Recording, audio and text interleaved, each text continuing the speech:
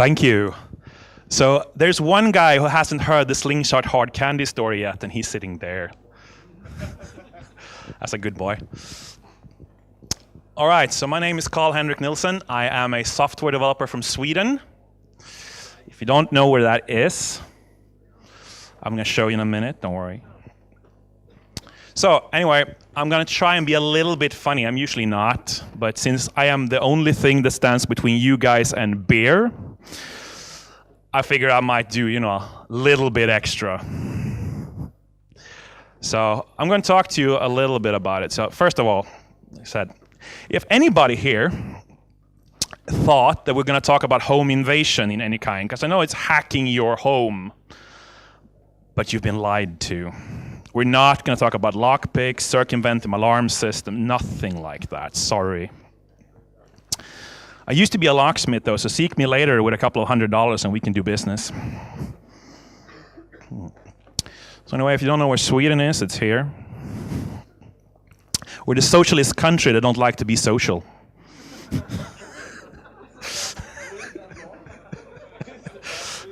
No, we gather when it gets there. That's the only time we kind of like scuff together and we try to be first to the door. Anyway, I have been hacking hardware since a very young age. When I was 5 years old, I found a metal cutter, like a scissor. And I was left alone for a couple of minutes. For some reason, they didn't dare to leave me alone for more than a few minutes. I got time. And I cut a lamp cord. It didn't go that well for me. But since then, I have been very interested in electronics. So I've built numbers of stuff. I have had probably 95 really, really lousy security solutions for my room door when I was a kid. Most of them was circumvented very easily by like stepping over them.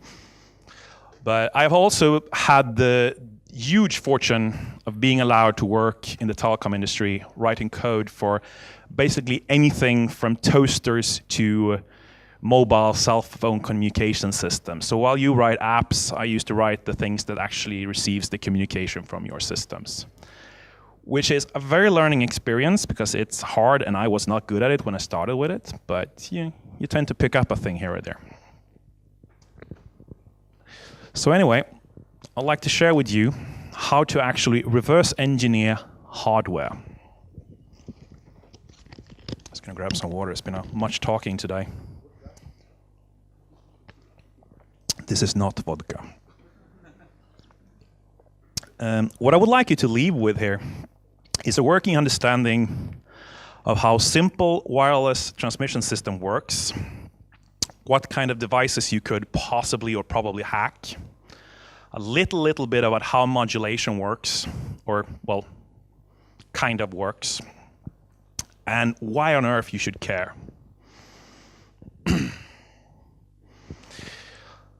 So let's start from the beginning then. You should care about this because it's extremely useful for home automation. If you ever consider yourself like, oh, maybe I would like to have a real smart home, not something with Wi-Fi and Netflix, but like something that actually has value, that helps you in your life. Well, sure, you can buy something. You could buy a solution that does all this. But if you actually would like to, let's say, do a very specific app, or let's say you would like to do an app that are actually useful instead of the cheap knockups that you get from somewhere that comes with the system. Well, you are going to have to learn how to actually connect to the systems, reverse engineer them, and do it yourself. Sorry, but that's how it looks like today. Not to mention the fact that if you ever want to start a business, well, you're going to have to know how to do it then. You want to sell it. It's also extremely learning. I have learned basically everything I know, and it's not that much, about hardware computing, hardware programming, from actually doing these type of projects. But it's also giving you the ammunition to learn. Let's say that you would like to try out the latest mobile trend. And I'm going to say Swift because I'm not really updated on the mobile trends. Is that anything new? I hope it is. So let's say you wanted to learn that and you wanted to write an app. Like, where would you go? What would you use? Like, you probably just write another copy of something else that you've done before. Or you could just get a toy, reverse engineers, figure out how to communicate with it, and then control it with one of your cool apps. And then you can blog about the solution and get to come to conferences like this and get to drink beer with cool people like you, which is nice. Also, it's a lot of fun. I've easily spent 5 years learning what I'm going to convey to you in 45 minutes right now. So, and I had fun every time I got to do it. I had so much fun. Particularly because you were angry for 3 weeks, and then suddenly somebody told you, like, have you thought about this? It's like, yes. And that's kind of like the day you go home early from work and you sit at the computer, and, yes, yes, yes! It's lovely. My first hardware project came to me in the middle of the winter in Sweden. Winter in Sweden is a little bit different from here. Winter here is warm. We have cold winters. We also have winters where you get wet and angry because you have to push your car out of snow. It's not nice. And I had a 45-minute commute to work. So after digging my way out of my house, this is an actual Swedish image from Luleå. So after digging my way out of my house to my car, trying to actually get into my car, I sat for 45 minutes, whereof 30 of those were freezing, holding a steering wheel that for some reason Saab decided to make by a material that very well conveys cold. I saw a sign. So I was coming down the E4. And suddenly I see a sign. Are you tired of a cold car? Yes. Buy heater here. So I went into, I didn't even go to work. I just called, I'll be a few hours late. So I sat, I worked remotely while they install a heater in my car. It's just, like they said, smart advertising. Yeah, that was a smart advertising. I needed it, I saw it, I went.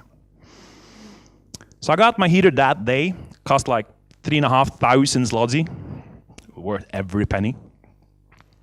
And I got home and I realized that I would need a timer because you had to plug it into a wall socket for it to actually heat your car.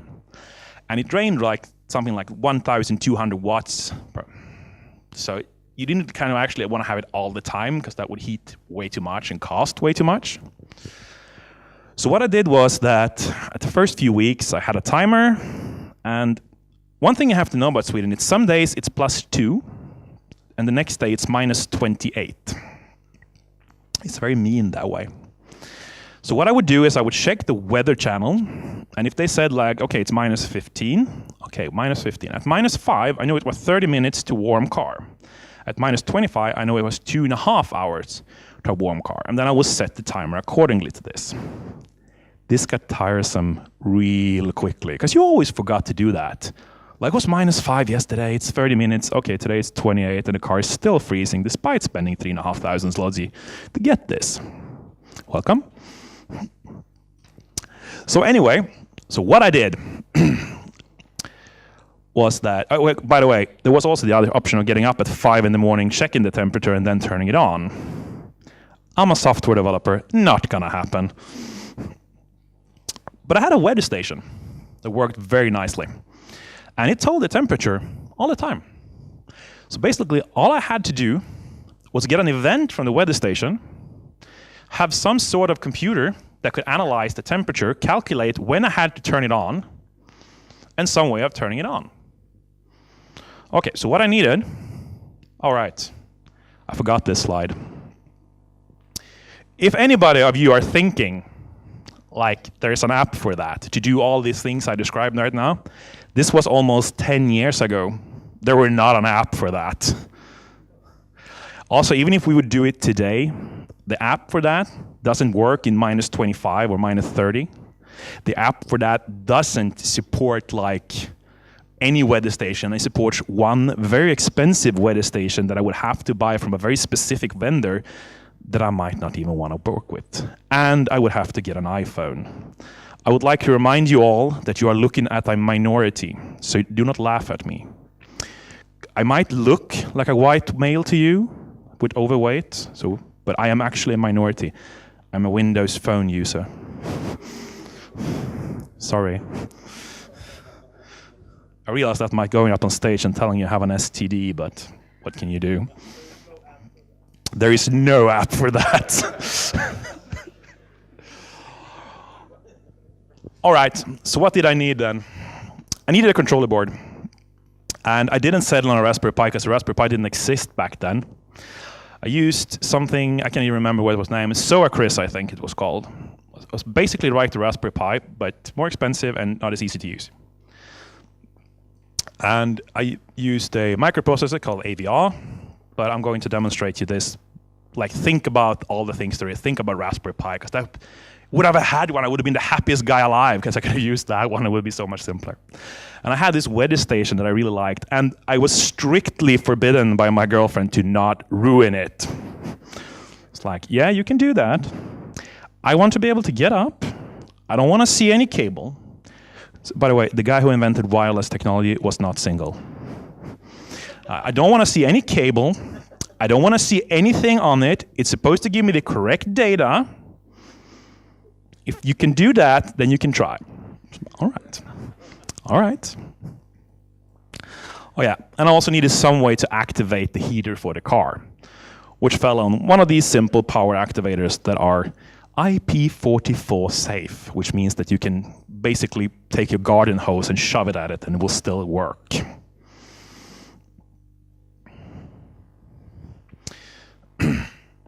Second. There are a number of items that you actually could reverse engineer if you wanted to.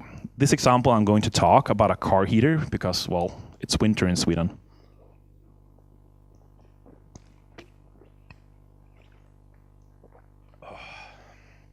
But it could be any toy, any meat thermometer, any alarm system that has the same type of transfer system I'm going to talk about, which is extremely common. Any digital lamp, any remote control. So basically, you can do it with very, very many things in very, very different areas. So only your imagination is going to stop you from doing this. Disclaimer.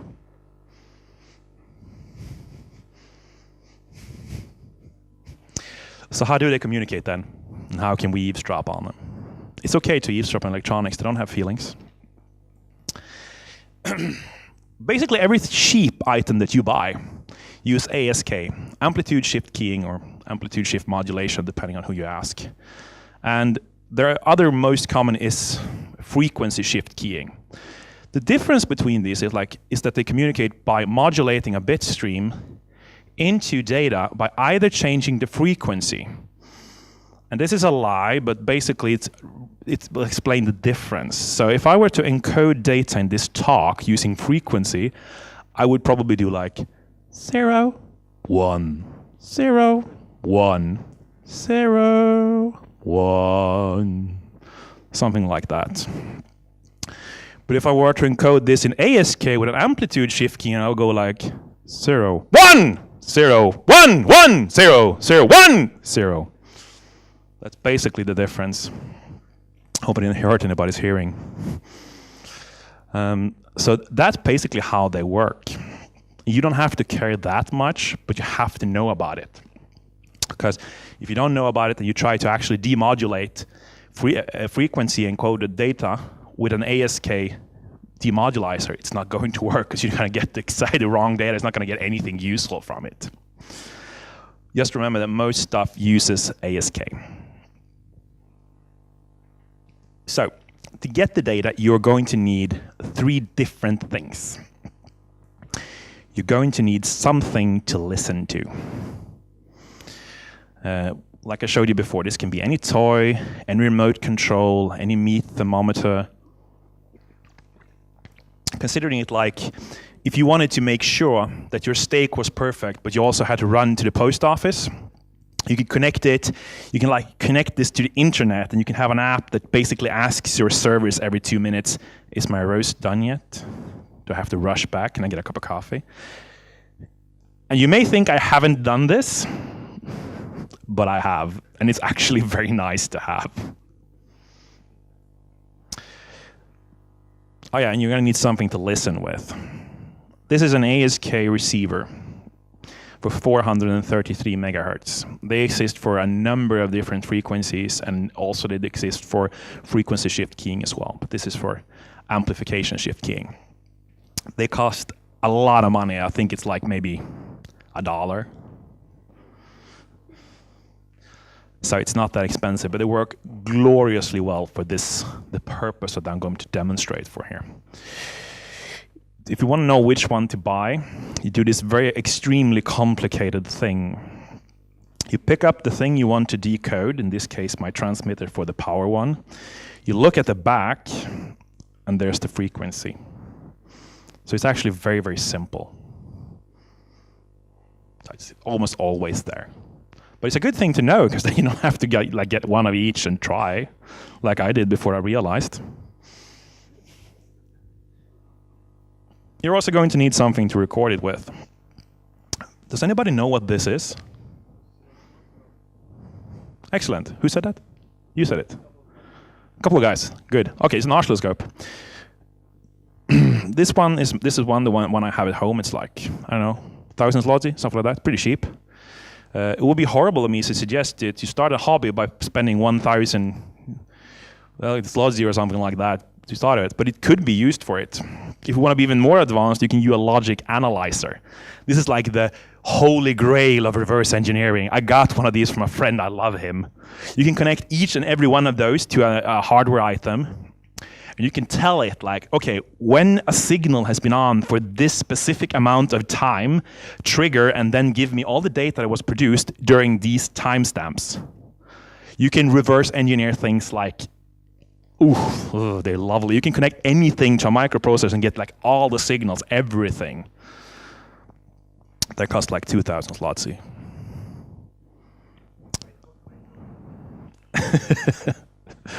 All right, so I'm going to demonstrate how to use a $10 sound card and this $1 receiver to do the exact same thing that we would have done without, and actually with better results. So this is actually just how you would connect it to get something that you can connect a sound card to. If you download my presentation later, there's a hidden slide there which has an actual electronical schematics, but I didn't want to scare any designers that wandered in wrong. Sorry, designers, don't hit me. Okay, so this is the sound card. The important part about the sound card is it doesn't have to be any specific sound card. Definitely doesn't have to be this one. This is just the cheapest one there is on eBay. But it has to have a line in.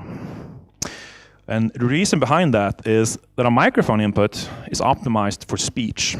A line in is not. A line in is implemented to have it be a line in. It's just going to take your data and not distort it that much. And that's exactly what you want. You do not want to have a filter that kind of like evens out the tops and stuff like that.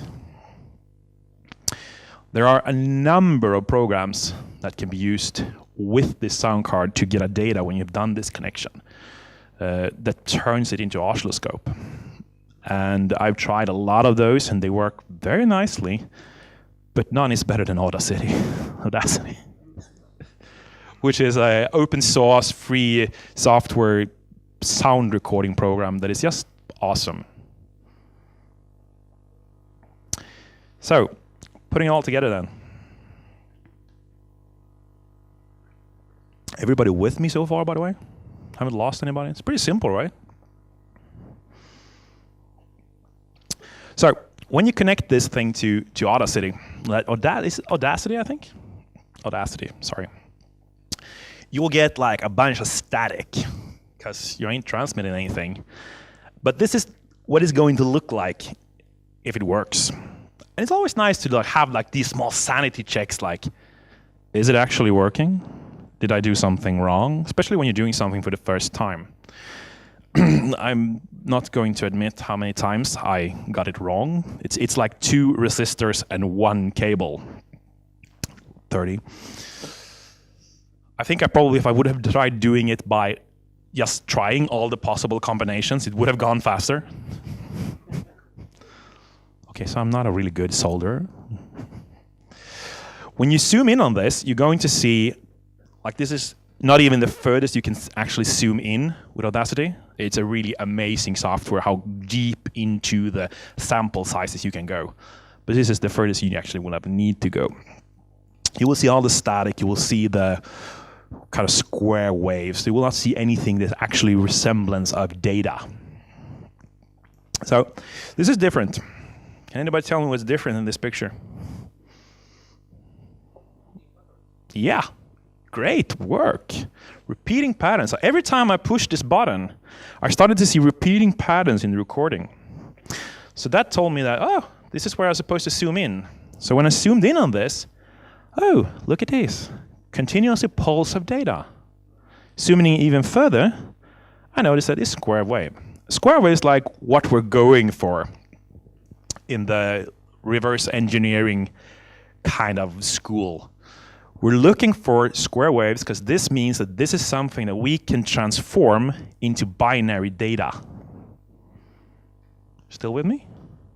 Awesome, guys. You're so smart. Come to Sweden. So, zooming in even further, we're going to zoom into the first one of these. And this is where Audacity is awesome. So I can count here my samples. So I have 11 samples in a 44/100 hertz recording, which means that I can very simply calculate the time for one of these little blips.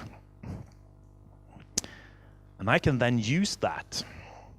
So, okay, we know if you look at these blips, everybody is the same size. They're all the same size, but the spacings is different.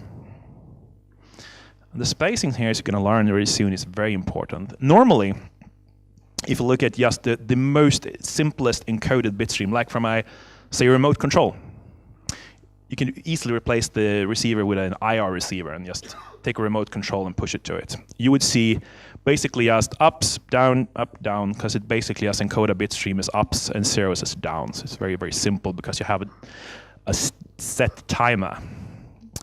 These wireless connections, they are basically made so that it will be less easy to get something wrong. So we have 3 different sizes of this. We're going to check the second one because the third one is just as long as a regular up. So we're going to check the second one. Now, anybody want to count the sample sizes here? Because that's what you have to do in all the other software except Audacity. Audacity is really nice. There's sound. For sound editing, so you can just get a sound editing tool and ask how many sample sizes from here to there. It'll tell you. It's like built for this. Okay, so it's 55 samples. 1 divided by 44,100 hertz. 1 in this case is 1 second divided by 44,100 hertz, which is turns per second, times 55 gives us 1,250 microseconds. All right. What's this?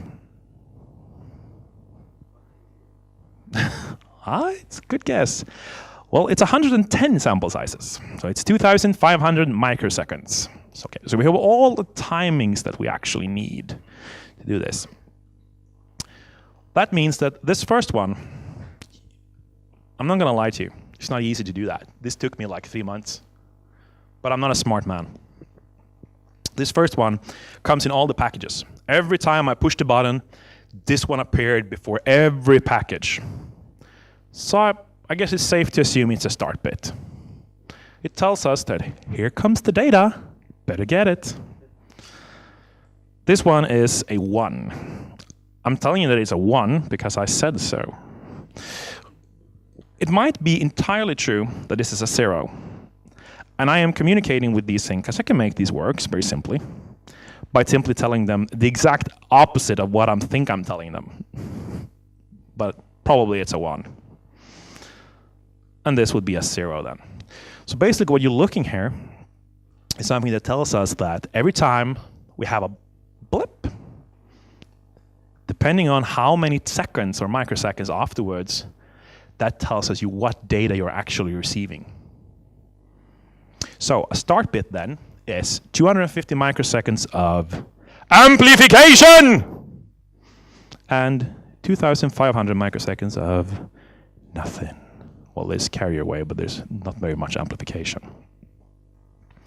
And then there's the 1 bit. I'm not going to scream this time, don't worry. So 250 microseconds of amplification and 1250 microseconds of nothing. And so on and so on. You get the picture, right? Anybody here owns an Arduino?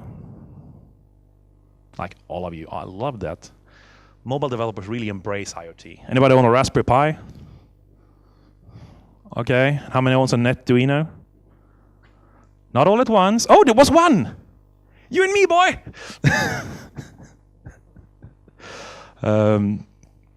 Intel Galileo? Still people. I mean, that's amazing. I'm proud of you guys. Anything could be used to actually build now. Now after we have this data, that's all we need. We could just look at one of the packages, see what was transmitted, and we can deconstruct, reconstruct an exactly the same pattern stream as we had before, right? And we can do the thing that happened when we pushed the button. The thing we cannot do is read data from it, because we don't know what we're actually saying. It's like when you listen to two Polish guys and I try to imitate what they're saying. It's like, I don't know what I'm saying. They look happy. Taste. You see? I was actually having a discussion last night, and there was one of the guys, he speaks Swedish, or a bit of Swedish. And like, I told him that he was a very good presenter, and he was like, tack. Which is very strange for all the Polish guys around, because like, you're a very good presenter. Yes! But it actually means thank you in Swedish. A bit of a confusion. Anyway, if you want to reconstruct to get data from this, we need to demodulate it into a binary stream.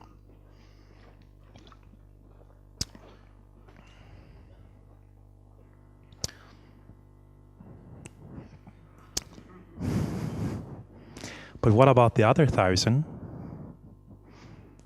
That didn't go well. All right, so this is binary.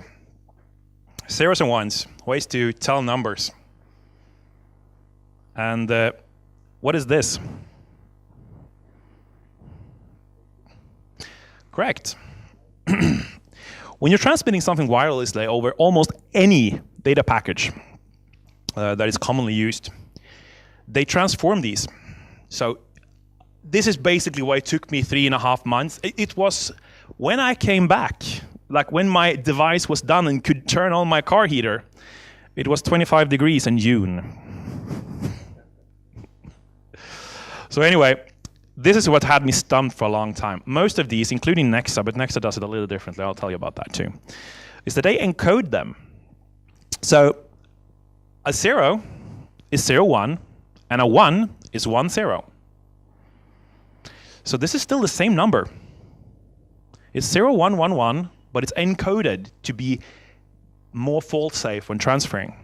So like if you would have a whole stream, like a full bit, but it would be like 1, 1, 1, it's like, no, this is wrong. You would know that.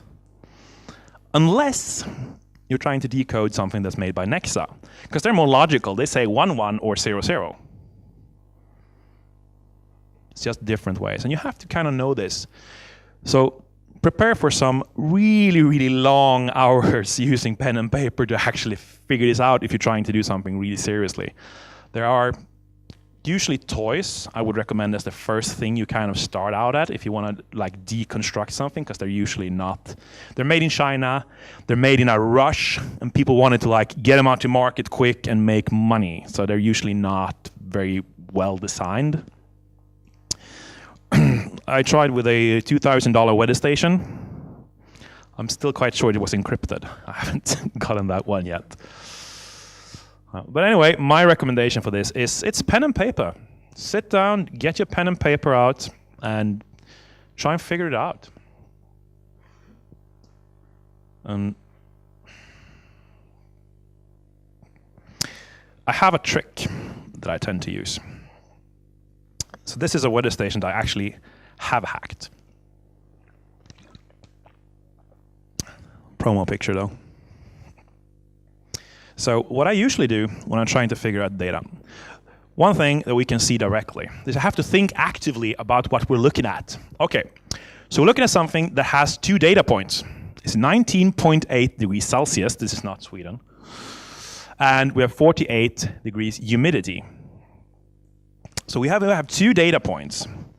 Okay, what else do we probably have? All right, think. Oh, we probably have an ID. Yeah, all right. If we turn it over, we would see that it has a channel setting on the back. You can set it to channel 1, 2, and 3.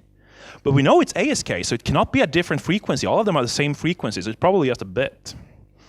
So by that, we can figure out that most packages probably contains an ID, a channel, a temperature, and humidity reading. So let's look at those 48. I never start with the Celsius degrees because it's always dot something, which means you have to fight that 3 or 4 different ways you can actually use binary to show commas. So I start with 48%. So 48 is 0B11000 or 0B101001010101 in this particular weather station. You with me so far? Good. So now I can actually tell my system to look for this. So I can build a really small Arduino clone, tell them about the timings that we were out before, right? So we know that if we see 250 microseconds and 1,250 microseconds of no amplification, right, that's a 1. We know it's going to start with a 1. So next we're going to look for, well, yeah, we're going to look for 250 microseconds of amplification and then nothing for 250 microseconds. That way we can actually find this specific bit stream. Did we find it? Yes, we did. All right, then we know what part of this that probably is the temperature. Usually, as soon as we know that, because it's always the ID first. I never ever found somebody that didn't send the ID first. Then we can find what is the spacing. How do they actually find it between? Do they just read in a bunch of data? And in that case, where do they start? And you can do that and kind of like figure it out. It's not so hard, but it takes time. And I can only tell you for the things that I've actually done and worked out myself. So you're going to have to get your pen and paper, sit down, and actually figure it out. Then there's a bunch of tools that can help you, like, so we're saying Arduino, that's just, trying to get the data. When you have that data,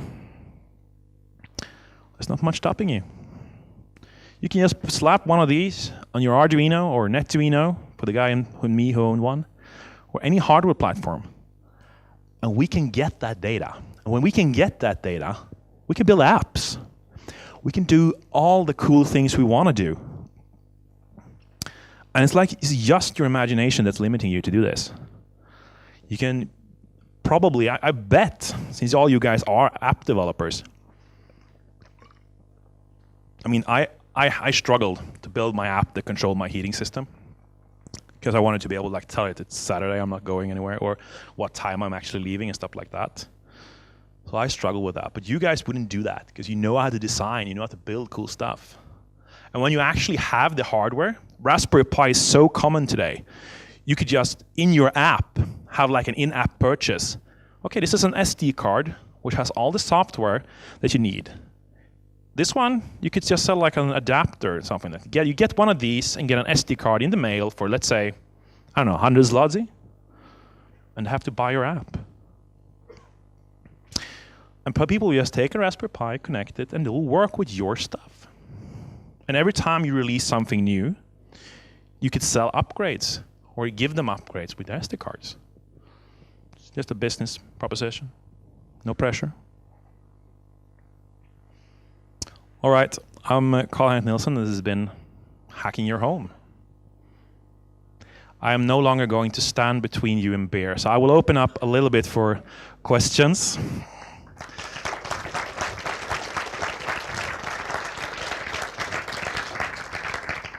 We've got a question there. I will share my microphone. Oh yeah, by the way, if you were anywhere near the incident with the slingshot and the hard candy, I'm not going to talk to you.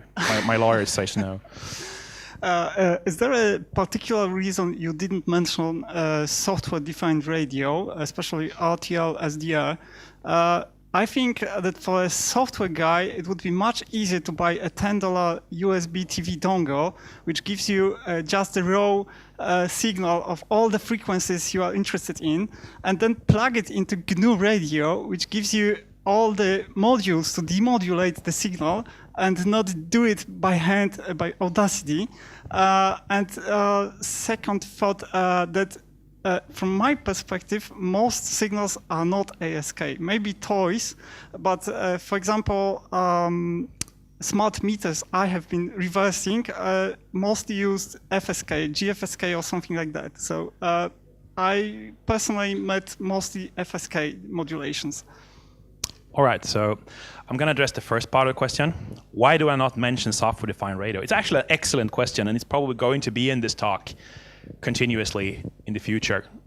One of the reasons is that to actually learn how to do this with a microprocessor and be able to have systems that can listen actively, it's a very good start to do this and just kind of learn how it actually works, like a thought experiment. If you do software-defined radio first, it's not as easy to understand because you get like kind of a lot of things given to you. And there's kind of a lame answer, but it's actually the reason why I choose to show this way. So what he's actually telling us that there are simple ways to do this. Like I said before, there are tools that can actually help you a lot. But that will be in a different talk. For the second one, what is the most common, ASK or FSK? Well, it doesn't really matter because you can do this thing of both. If you connect an FSK demodulator to the same connection that I showed you, you will still get the same data into Audacity or any solution that you pick. So you can do the same kind of, same kind of experiment with the FSK. But in my personal experience, ASK is much more common in household wireless appliances. Did I answer your question?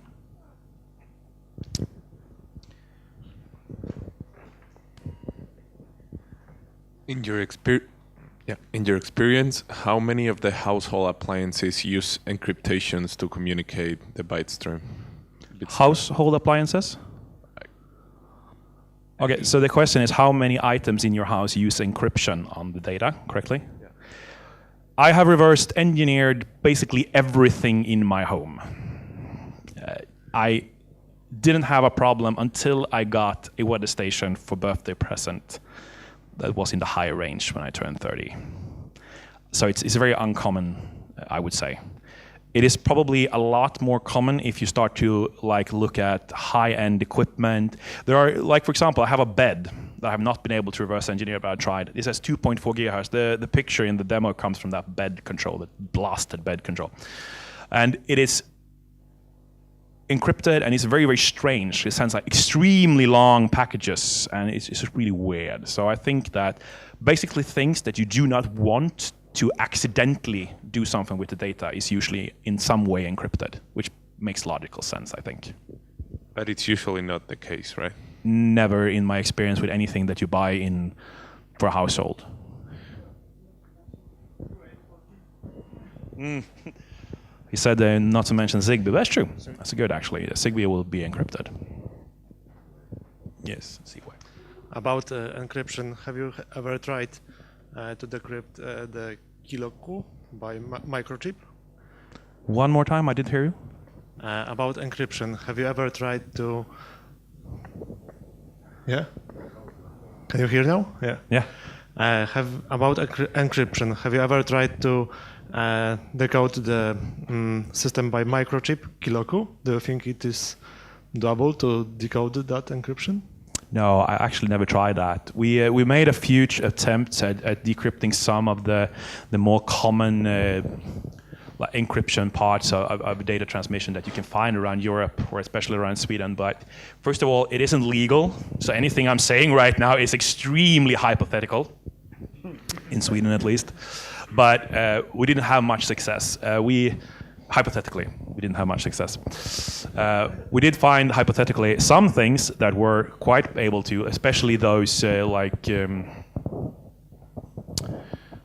trying to find a word. There are wireless waves and health equipment that are sold in Sweden that we found that had a slight simple encryption, but basically almost not even an encryption because they just did bit turning, and it's very simple to figure it out how it actually worked. So I'm not very good with encryptions, to be honest. So sorry to not be able to give you a good answer to the question. I'd like to give my friend here with the software-defined radio. I don't know if you actually want it, but if you want, I have a gift for you. Because I thought that was an excellent question. I have two more. Anyone have an excellent question? In the end, how did you turn on the heating of your car? So did you have a web service or did you have to go out? In the end, it was actually never used. I moved before the next winter.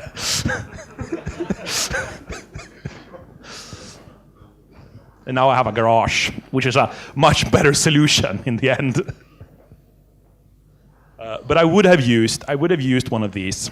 There are these made by Nexa, who can stand minus 50 degrees weather, and they are IP44, which is a classification that means you can put water on them, a lot of water, so they're very, very water resistant, which means you can have them outside. So I would have used one of those. Cost like, I don't know, 75 zloty or something like that, so it's not very expensive either. So I would have used one of those, and then I would have used, in these packages, there is a transmitter that works on the same frequency as this receiver. So you can use them to actually just pretend to be one of these controllers and turn these on. So it's basically very, very simple to do. I did it as a teenager with the first Nexa that came out. Do you have any other questions? We have time for a last question. We have a question up front here from the man with the...